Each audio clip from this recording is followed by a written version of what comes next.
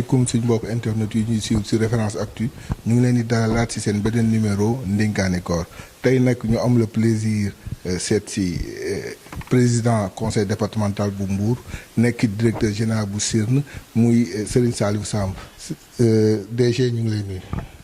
waaw maa leen di fay di leen remercier ci lu ngeen ñëw fii sama kër ñëw di ma ziar. di leen ñaanal vraiment kooru jàmm et puis ñu dem ci incha allah ci ay fête yu neex. ñu wareeg jàmm di ko ñaanal waa Sénégal yëpp. incha allah DG koor gi sa relation ak weeru koor c'est quoi yow koor noo koy dundee. waaw man de su ma amoon lu ma gënal sax koor gi du jeex. parce que c'est des moments de paix avec lu ñu naan soi-même. paix intérieure la. des moments de convivialité avec aussi les autres. parce que damay gis ne temps au koor nit ñëpp dañuy gën a dal. xol yi dañuy gën a nekk benn. les gens ils deviennent plus ouverts et plus enclins à s'entraider. donc xam nga koor donc ça veut dire day andi benn ambiance bu neex. donc man su ma mën lu ma gënal. kon koor gi day continuer. kii mbayeen yi ak wàddeen yi duñ kontaan. waaw mais ñoom xam nga ñoom ak sila yi. waaw ñoom xam nga rek ñoom dañoo bëgg ak looyeen dañoo bëgg lekk. mais man nga xam ne man en temps normal su may liggéey. je ne mange que le soir je mange même pas à midi. donc ça ne me dérange pas du tout. donc et puis da lay permettre aussi nga nekk dans une forme de permettre de perdre du poids.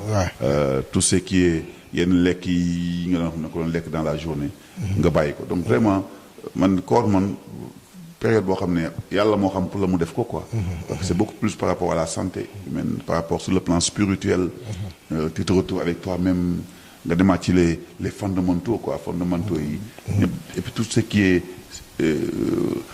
naka laa ko mën a waxee les contours superficiels yëpp dañ koy teg de côté. et donc vraiment man weeru koor moom weer bu sell la et ça se voit. weer bu sell la mais yow da nga am ñaar da nga am casquette DG am casquette diriger benn institution muy conseil départemental bu Mbour yooyu yëpp. liggéey boobu yëpp xam na du liggéey bu yomb surtout bu nekkee nit koo xam daa bëgg bu lu baax du liggéey bu yomb ak koor gi nan ngay organiser wu pour mun a def yooyu yëpp. man dans ma formation de chef d'entreprise et de manager. J'ai lu ay livres ñu ne le bon manager. mooy celui qui n'est pas indispensable. ça veut dire que. celui qui sait da ngay organiser wu d'une manière ba nga xam ne soo fa nekkul sax la boîte continue à tourner donc c'est seulement donc une question d'organisation d'une très bonne organisation. man nag yàlla dafa ma may ba nga xam ne je suis bien entouré. des équipes que ñu may dama leen di responsabiliser. def ay procédures yoo xam ne ils peuvent gérer sans que je sois là. mais en même temps j'ai le retour d'information bu ma soxla. pour que plus tard su ma waree intervenir ma mën a intervenir. su ma waree joxe aussi ay indications des directions tamit ma mën ko def à temps. sans pour autant yàqal leen seen liggéey. donc je peux être ici à la CIRN. di gérer le conseil départemental. mais gérer wu ma loolu rek il y a aussi Sangomar. mon usine Sangomar donc j'ai mis des gens qui gèrent il y a un directeur général que j'ai pris qui gère mais. système bi je suis dans le système ce qui fait que j'ai les informations danaa xam usine bi le nombre de poissons qui rentrent damay xam tamit ne camions yi suñu nekkee ay Ziguinchor wala Saint-Louis damay xam plage yi tey ban jën moo fa ñëw à partir de 6 heures du matin je peux savoir yan jën ñëw tout ça c'est une question d'organisation parce que j'ai mis un système d'information boo xam ne su ma yeewoo rek am naa information yu ma soxla yëpp quoi. conseil départemental aussi il y a le secrétaire général qui est là il y a mon équipe qui sont là donc courrier yi maa ngi koy xam di ko suivre su ma ñëwee tamit parfois dans la semaine j'y vais un jeudi j'ai fait le tour de la question je m'organise là CIRN aussi je gère. donc ce qui fait que j'arrive j'arrive à gérer. C'est une question d'organisation. Je pense que nit ki soo organisé rek lépp day yomb. Et puis surtout je me sens pas indispensable. Je me suis organisé pour ne pas être indispensable. ok. je comprends bien. même su ma fa nekkul sax liggéey bi day dox. loolu mooy un manager. mais su nekkee ne foo nekkul rek du dox. je pense que yow doo mën a def. tout se fait avec toi même sans toi. même sans moi. tout se fait avec moi même sans moi. donc voilà c'est comme ça que ça. c'est comme ça que je gère quoi. Et puis j'arrive aussi à faire la politique le week-end. avec les militants. faire de la sensibilisation quand il y a un programme d'État. dugg ci mais yooyu yëpp si weeru koor gi dina métti de. non mais dàqu koor la. dàqu koor donc day tax sax doo xalaat heure yi day jàll bu gën a gaaw. danga naan nii rek et puis soo commencé sur le terrain balaa ngay pare ngoon jot na. ngoon jot man je pense au contraire on aimerait bien avoir plus de plus. ñu def ko ñaar wala ñetti weer quoi. waaw mais man ça m'aurait pas dérangé. de le faire toute l'année parce que mon rythme c'est comme ça. man je m'ennuie vite. c'est ça mon problème. j'aime être occupé. J'aime faire des choses. J'aime être avec les gens. J'aime avoir des projets, des défis. Les relever, continuer, demaat encore ci leneen. parce que àdduna bi tuuti na tuuti boo xam ne et puis gàtt na gàtt boo xam ne. je veux dire soo waree liggéey rek nekk ci ndaw war a liggéeyal ba jeex quoi dem ba jeex comme on dit. après maintenant le temps du repos. viendra loolu moom c'est forcé. soo demee ba toll ci. sooy toog di nga xam ne war nga mën a toog. war nga toog. mais moment bi nga war a taxaw liggéey. def ko rek sans état d'âme quoi. mais weeru koor aussi DG weeru diine la. ñu bëri dañ ci wax ni c'est le moment di nafaraat li téere bi wax moment wu naafila guddi gi ak sa kii bi sa emploi de temps boobu noonu di nga am temps pour naafila guddi toogaat nafaraat affaire yooyu yëpp. waaw. non man nag sincèrement xam nga man je suis quelqu'un boo xam ne je vais toujours être en phase avec mes convictions avec lu may def. télé bi du fi nekk rek. may wax loo xam ne du ma ko def wala loo xam ne vraiment c'est pas mes habitudes. du dëgg man ce que je peux dire c'est que damay naafile. mais jël sama temps yooyu di def naafile yu gudd yooyu ak di yore course yu yàgg yooyu. sincèrement. waaw du ma ko def quoi. mais nag maa ngi julli maa ngi def lu baax maa ngi lii comme ça. lu dëgg su ma waree def ay ñaan tamit dinaa ko def. du dëgg mais nag j'attends pas que naafile bi ñëw pour changer mes habitudes quoi. mais corps yi changer mes habitudes. man lu may def tout le temps laay def parce que je me dis que la religion n'est pas intérimaire quoi. de temps en temps wala temporaire. de temps en temps on est un bon musulman lendemain après comme kooku jeex na rek. on retourne à nos travers quoi. non man je suis quelqu'un de constant dans ce que j'ai fait. su may julli damay julli koor gi tamit j'ai les mêmes habitudes. du dëgg. def lu baax doo xaar ba koor yi di ko def. ñaanal say waajur wala ñaan def ay ñaan yoo xam ne ko war def pour yow ak sa njaboot. ak dëkk bi doo xaar ba ay koor di ko def. c'est vrai que koor dafa nekk ay période yoo xam ne tamit am na ay ñaan yoo xam ne da ciy baax. loolu am na ñoo xam ne je pense que ils sont plus enclins à le faire quoi. mais man nag je continue ma routine. koor gi je change rien du tout. sama état d'âme de faire des bonnes choses je le fais toute l'année. toute l'année. je suis pas un musulman saisonnier quoi.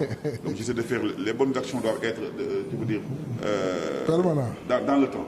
doivent être inscrites dans le temps et c'est ce que j'essaie de faire. koor gi tamit c'est vrai que yow li nga daan def ngay def koor gi tamit moment la aussi de solidarité parce que gis nañ weeru koor bi ñu nekk les hommes politiques ñi daawul joxe ndimbal sax gis nañ leen léegi ñuy dimbal yow nan nga gisee loolu nga xamante ne parfois da ngay gis koo xam dañ koy dimbali mais après ni ñuy médiatiser affaire ndimbal bi day nduru sax leneen quoi. day nduru ngistal. voilà. c'est pourquoi je dis du ndimbal ah. je le considère pas comme ndimbal parce que ndimbal c'est quelque chose aussi qui doit être inscrit dans le temps. Ça veut dire sooy dimbali nit doo xaar ba ay koor rek nga di ko dimbali. su nekkee da nga nekk ne yow quelqu'un qui verse dans la solidarité.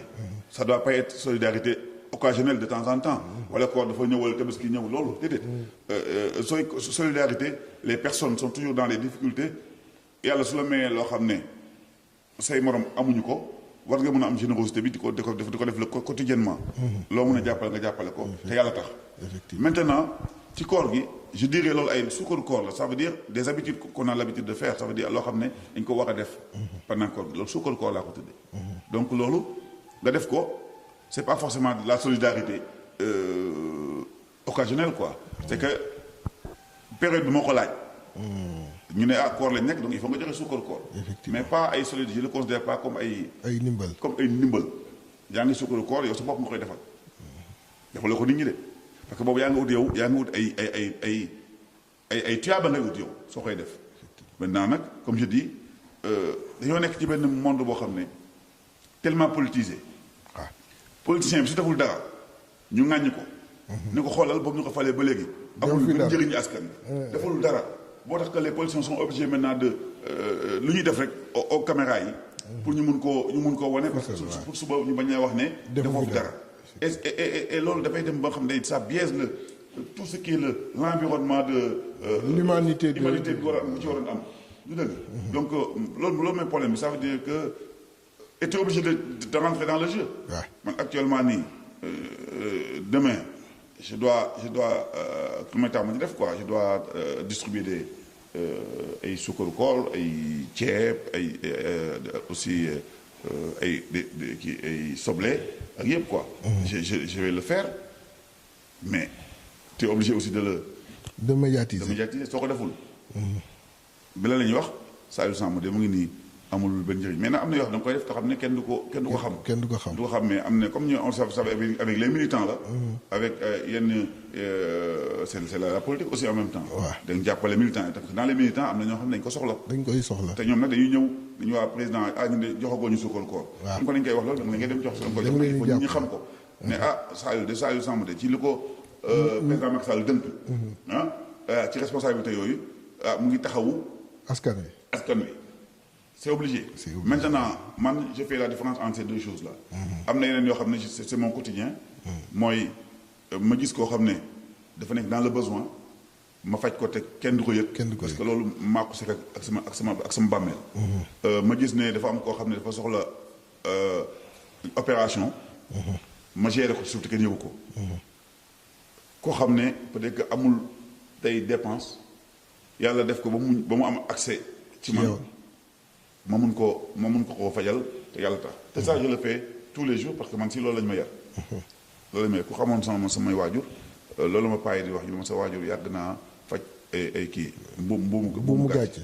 donc ça veut dire que suñu la yaree ci loolu noonu nga moo def. maintenant je fais la différence entre deux choses il y a eu un journaliste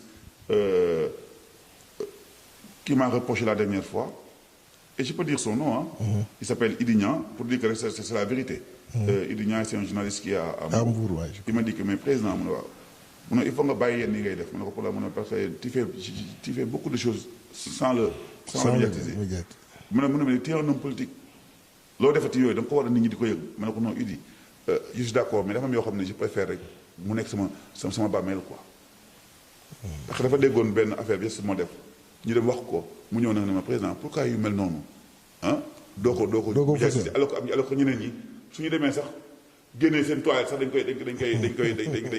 koy wone. ma ne ko non man je veux toujours rester nag bëgg naa def politique bi.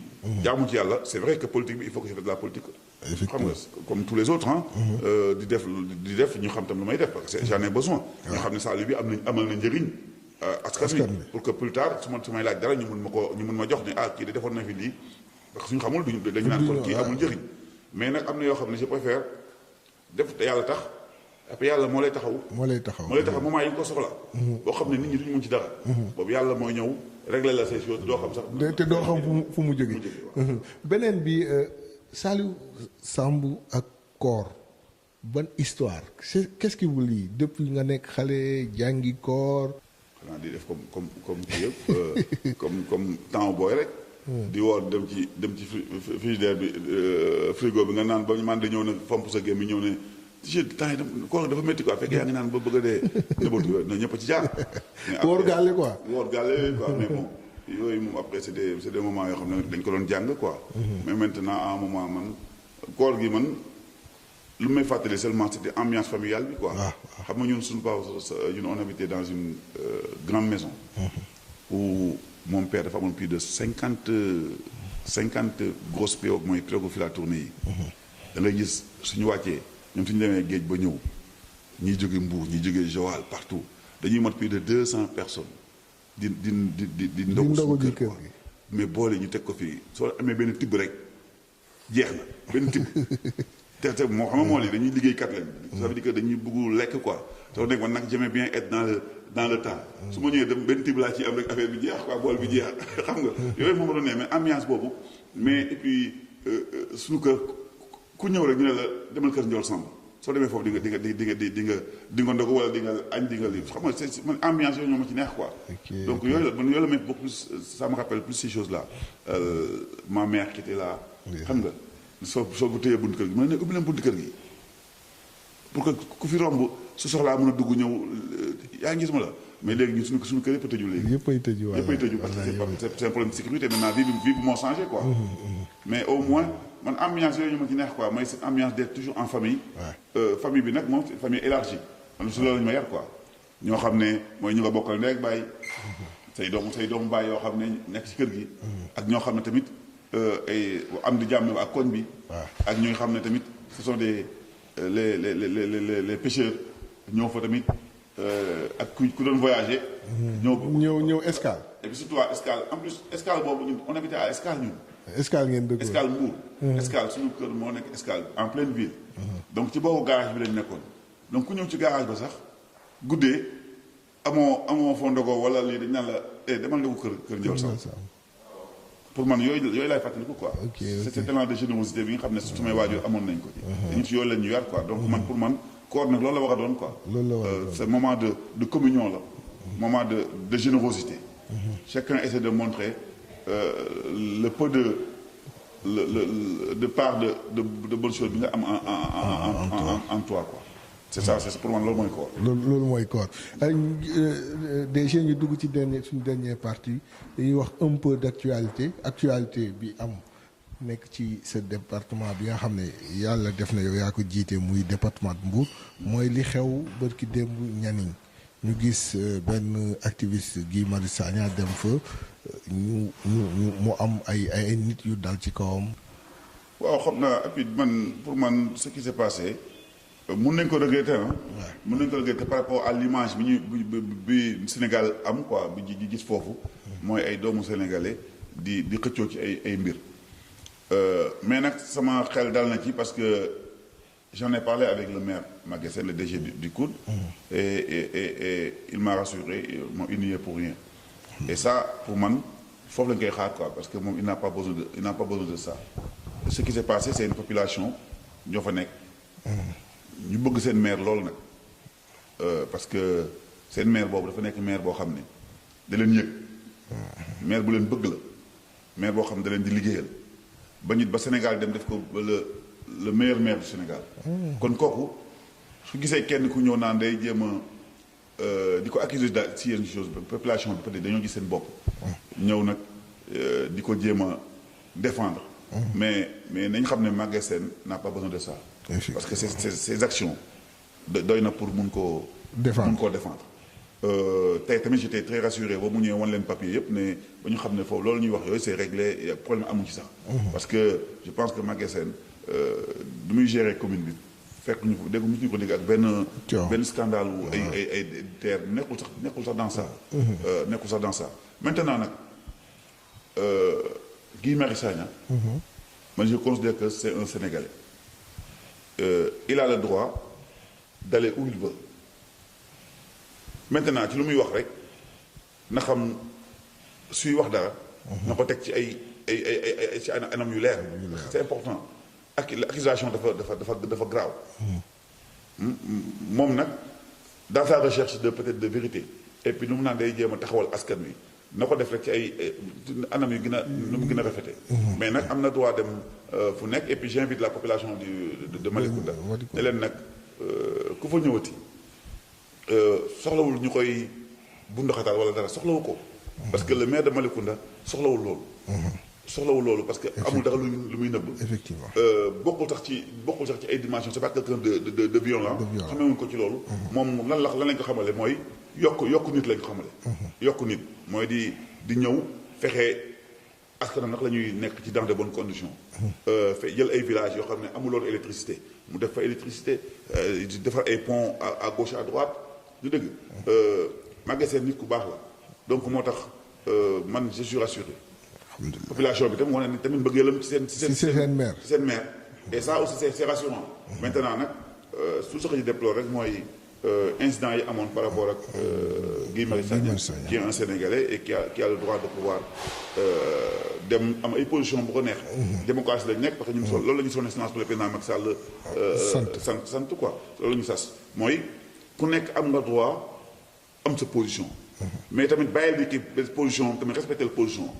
du dëgg ñun moom c'est un sentinelle peut-être que c'est day alerter pour que peut-être que Sénégal ñu bañ a am ay dérives. Ils ont peur du pouvoir mais ñun tamit ñu nekk dans le pouvoir gënuñu ñu bëgg Sénégal. effectivement gënuñu xam tam lu baax. gënuñu xam tamit luy jëmale nit. ginnaaw wala ak luy jëmale nit kanam donc ñun comme yàlla ñun daf ñu jox yenn responsabilités yi nañ ñu bàyyi tamit il faut que ñu am plus de confiance en nous. xam tamit ne ñoom gënuñu ñu. gënuñu ñu juddu. gënuñu bëgg lu baax. gënuñu bëgg Sénégal gi.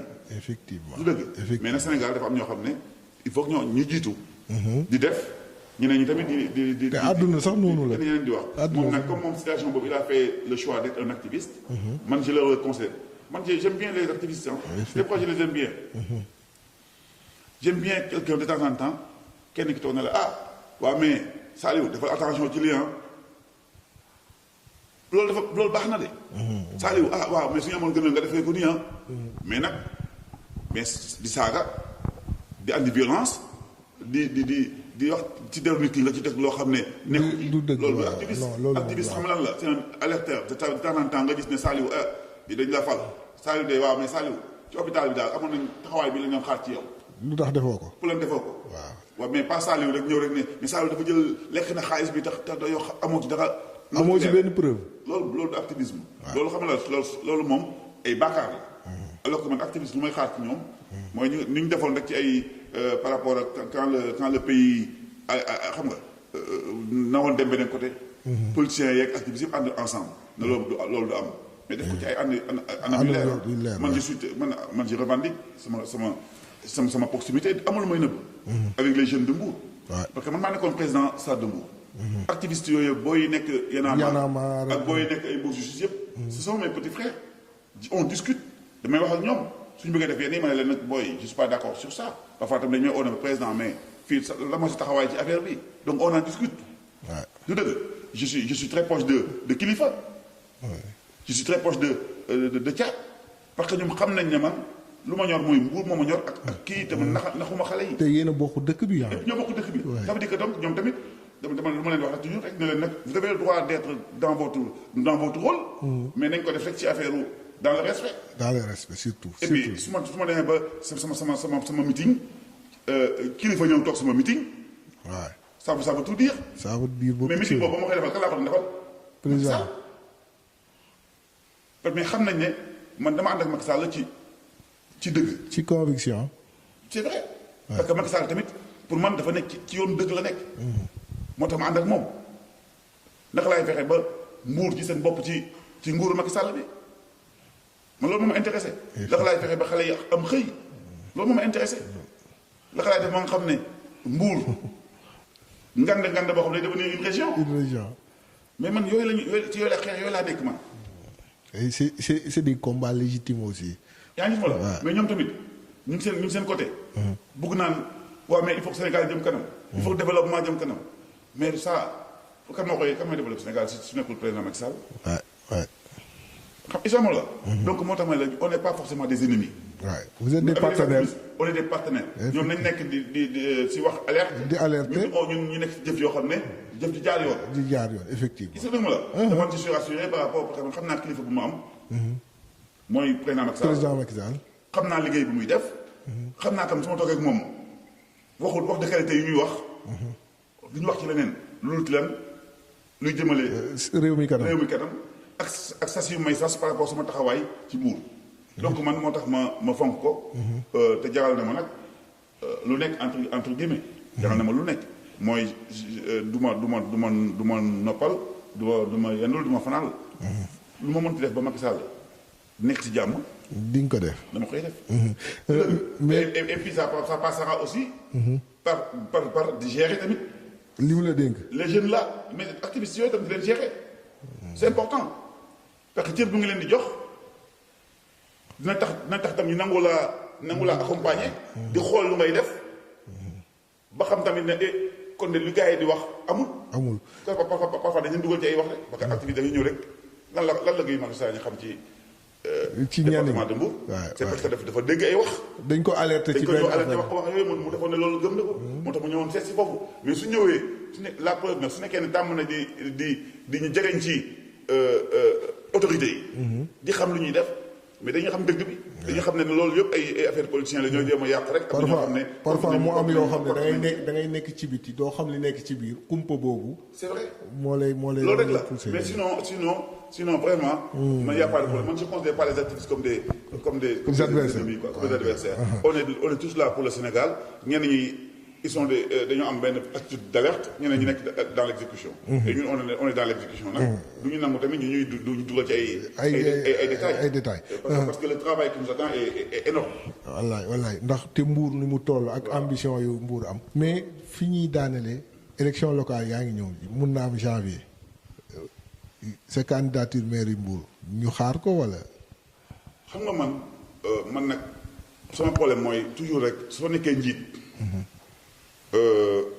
et puis je gère une coalition. Man je suis le coordonnateur de la coalition de la grande majorité présidentielle dans le département de Mbour. du dëgg nekk ak ay parti ñu nekk suñuy nawle. waruma mën a ñëw naan damay nekk. candidat te tooguma waxtaan ak ñoom. effectivement du dëgg. je peux être par contre candidat à la candidature. yaa ngi dégg ma la. waaw suñu biir. seen biir daal suñu biir mun naa toog ne man de am naa envie. nekk maire Mbour wala nekk président conseil départemental. xam nga eggaguma foofu. et puis dafa laaj tamit ma toog waxtaan ci sama kilifa. parce que tamit soo amee chance ba nga xam ne yow da ngay wax directement ak son excellence le président Macky Sall da nga koy jox cër boobu man bëgguma jiitu président Macky Sall ci dara. dama bëgg rek lu may nekk rek day fekk na moom loolu moo ko gënal. donc moo tax man du ma yàkkamti di wax naan je suis candidat je suis seulement le candidat fu nga xam ne président Macky Sall xalaat na ne man am naa fa njëriñ. man xalaat tamit ne man tamit mun naa fa andi dara. je suis candidat à ça. DG suñu waxtu jeex na ñu bàyyi la nga tàggatoo rek. waaw di remercier toujours waa Référence Actu samay partenaires lañ. chaque fois que j'ai des moments importants ñoo may accompagner. qui me donne toujours l'occasion de pouvoir waa Sénégal gën a xam sama état d'esprit. comme tam sama jaar-jaar ak sama jëm fu ma bëgg a jëm. donc et ça c'est important donc di remercier rek encore Référence Actu si seen professionnalisme seen générosité envers ma personne et aussi sur votre sens des responsabilités par rapport à la diffusion des réelles informations et ça c'est important du dëgg di tamit di ñaanal waa Sénégal ñëpp jàmm di remercier aussi tous les j'ai pas l'habitude de le faire mais toutes les personnes qui m'accompagnent mooy sama équipe bi ma jegeñ sans parler de nom parce que dañoo bëri. bu ma tudd keneen ki defe ne man. waaw dama plus que keneen. mais daal sama équipe bi sama jeunes yi nekk autour de moi mag ñi nekk autour de moi waa APR commune de Mbour yëpp waa Benno Bokk Yaakaar commune de Mbour ak département bi yëpp ak tous les responsables yi nga xam ne dañoo bokk tamit di nekk sur la scène politique. di baalu àq aussi tamit képp koo xam ne dans mon envie de bien faire ak yéene bi ma am ci Mbour ak son excellence le président Macky Sall ma def la loo xam ne tooñ la wala wax joo xam ne dafa tegul ci yoon maa ngi koy jéggalu di ko baal xam rek ne man yàlla daf ma defal ba nga xam ne man yéeru ma kenn lu bon mais nag nit la rek nit parfois si sa xër nga blessé quelqu'un sans le savoir kooku tam soo dee gis na loolu maa ngi koy baalu àq di ko jégalu. di ko ñaanal tamit yàlla yokk ko moom. ak njabootam amiin yaa rabbi aar leen ak njabootam. incha allah amiin ñun politiciens yi. ñu xam ne yàlla pare na bu yàgg. incha allah ñu gëm ne lu ñu war a doon de. dañ ko doon te kenn du ci mun dara. incha allah nañ am nag cette générosité boobu. yeneen te jàmm. et puis que diggante bi ñuy def tam ñu def ko dans le fair play et dans gëm yàlla xam ne ñëpp mënuñu nekk maire. ñëpp mënuñu nekk ministre. ñëpp mënuñu nekk ay DG. mais lu yàlla tudd rek di nga ko am. di nga ko am donc nañuy rafetal diggante yi. di rafetal mbir yi. et puis gën a yénante jàmm. et puis di ñaanal président Macky Sall ne. xam nga loolu moom lay mujjee. ki mujjee parce que moom la yéen bi yëpp ci kawam la. yàlla na ko yàlla suturaal ba nga xam ne fu mu bëgg a yóbbu Sénégal. mu fekke ko. mu mën ko mu tal ko te mu dig ñun Sénégalais yi nga xam ne moom amiin yaa rabbal aalamiin merci beaucoup.